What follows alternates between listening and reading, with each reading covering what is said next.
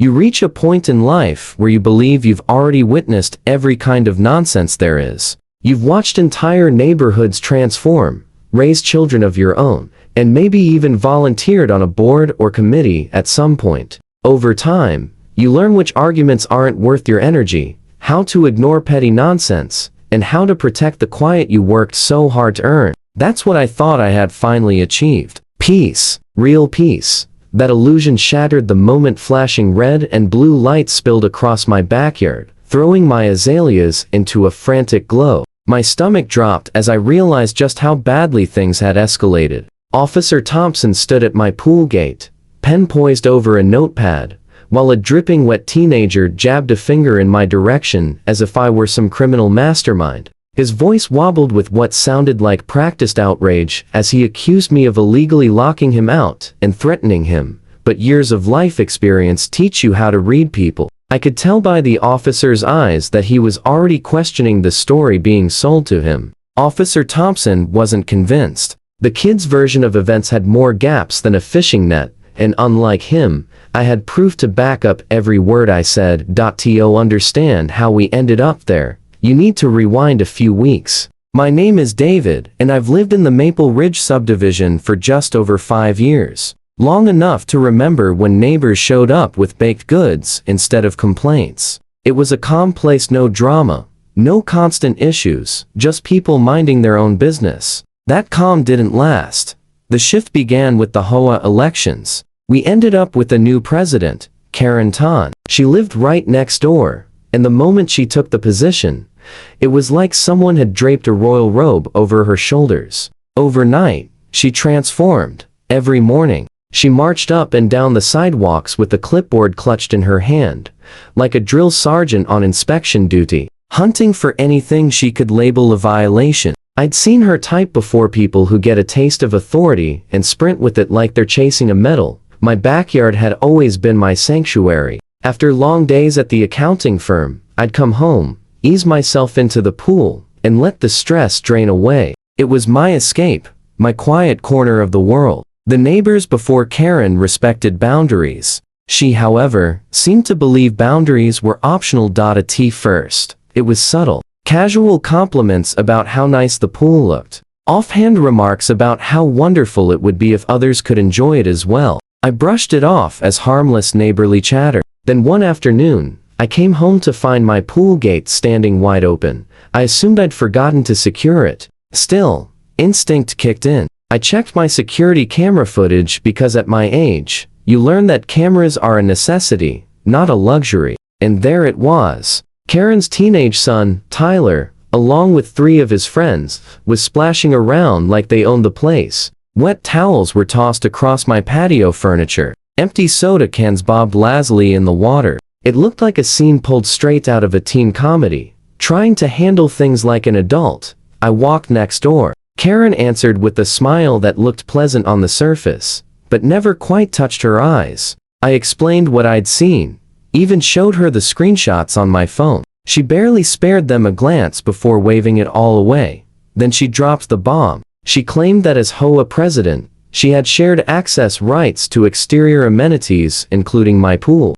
I stood there, speechless. Was she seriously suggesting that holding an HOA title gave her permission to trespass on private property? I tried to calmly explain the difference between community-owned areas and individual backyards, but she just smiled, told me to read the bylaws, and shut the door in my face. So I did exactly that. That night, I spread the HOA documents across my kitchen table, highlighter in hand, feeling like I'd been transported back to my auditing days. As expected, the rules were painfully clear. Article 7 spelled it out without any wiggle room. Pools, patios, and backyard additions belonged exclusively to the homeowners. No exceptions. No ambiguity. The next morning, I had a keypad lock installed on my pool gate, top-tier hardware, according to the locksmith. I also put up a fresh sign: private property, no trespassing. Violators will be prosecuted. If Karen wanted to test limits, I was going to make mine impossible to miss. For a few days, things stayed quiet.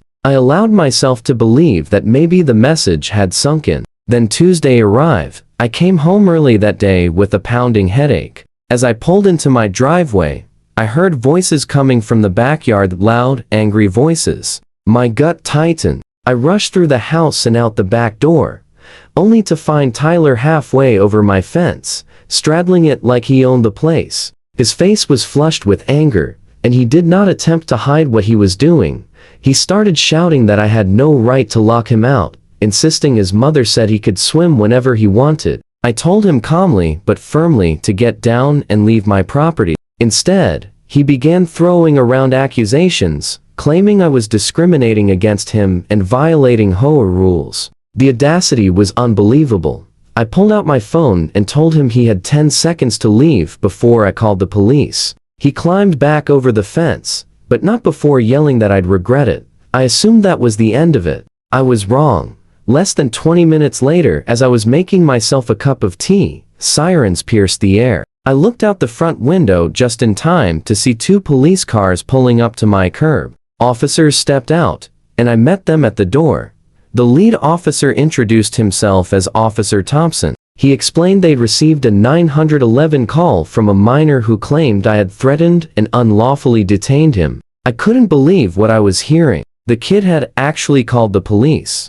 I invited the officers inside and laid everything out calmly. The security footage, the fence incident, photos of the posted warning signs, highlighted sections of the HOA bylaws. They reviewed it all carefully. Officer Thompson studied the evidence while his partner took notes, and then we heard it. A shrill screech cut through the air as Karen barged through my front door without permission, screaming like she was auditioning for a daytime soap opera. She immediately launched into accusations claiming child endangerment, threatening lawsuits, and demanding explanations as if she were running the interrogation herself. Officer Thompson didn't so much as blink. Calm and steady, he explained exactly what their investigation had revealed. Tyler had trespassed onto private property and placed a false emergency call. Karen's face drained of color.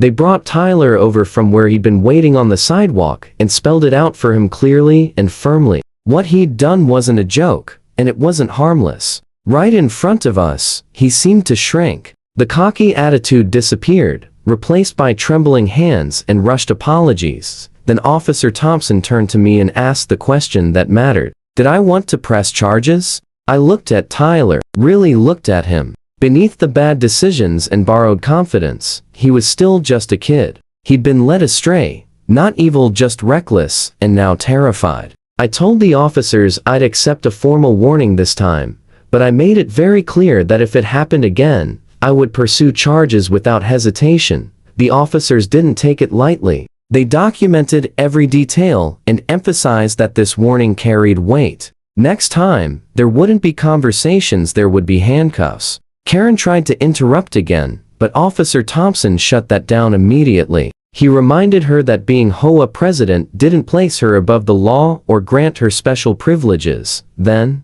loud enough for everyone present to hear, he explained that false 911 calls could result in fines up to $5,000 and even jail time. The message finally landed. 3 weeks later, a handwritten letter arrived in my mailbox. It was from Tyler. The apology was stiff and clearly coached, the handwriting shaky, but it was still an apology. He promised never to trespass again. I could practically picture Karen standing over him as he wrote it. Karen herself, however, wasn't finished. She filed a formal complaint with the HOA board, accusing me of hostility and demanding mandatory pool access for board members. She even claimed I should be fined for installing a lock without prior approval. When the board meeting arrived, I came prepared. Bylaws, photos, police reports. Everything is neatly organized. As it turned out, I didn't need any of it. The board was already exhausted. Apparently, Karen had been abusing her role across the entire neighborhood. One board member asked her to point out exactly where the bylaws granted her access to private pools. She stumbled through an answer and came up empty. Another member revealed she tried to secure discounts at local stores by claiming to represent the HOA that opened the floodgates.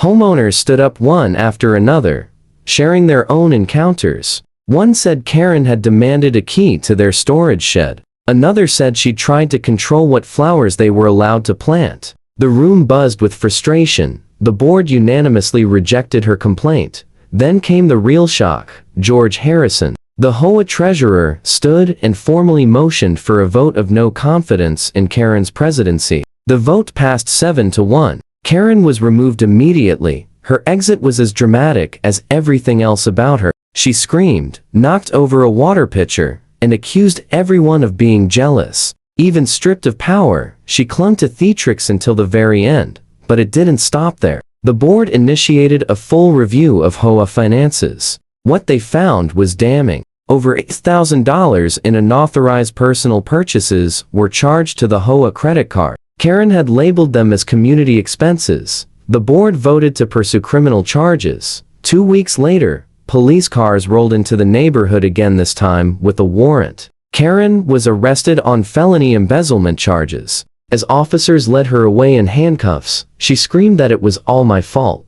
I stood at my window, tea in hand, watching the flashing lights fade down the street once more. And this time, I allowed myself a quiet smile. Some people believe they're untouchable. Life and age teaches you otherwise. The truth always catches up. If you've ever dealt with an overbearing neighbor, HOA chaos, or just enjoy a story where common sense wins, go ahead and hit that like button. And don't forget to subscribe for more real-life neighborhood stories that prove standing your ground never goes out of style.